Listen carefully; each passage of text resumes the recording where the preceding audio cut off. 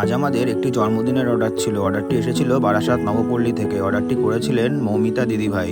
চলো তোমাদের সাথে শেয়ার করে নিই আজকে অর্ডারে কী কী ছিল। প্রথমেই আমরা চিকেন চাপ বানানোর প্রস্তুতি পর্ব শুরু করে দিই। এখানে প্রতিটি চিকেনের পিস 150 গ্রামের ছিল। তোমরা কমেন্টে জানিও মটন বিরিয়ানির সাথে চিকেন চাপ তোমাদের কেমন লাগে।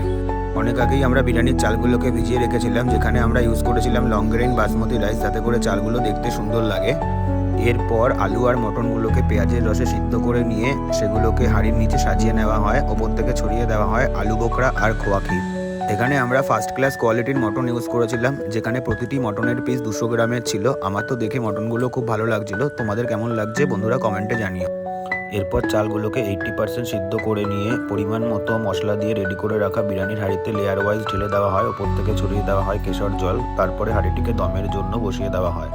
কিছু সময় পরে মটন বিরিয়ানি রেডি হয়ে যায়। তোমরাও তোমাদের যে কোনো অনুষ্ঠানে অতিথি আপ্যায়নে খাওয়া দাওয়ার দায়িত্ব আমাদের দিতে পারো। আর এরকম আরও অনেক ভিডিওর জন্য আমাদের পেজটি ফলো করো এবং পাশে থেকো।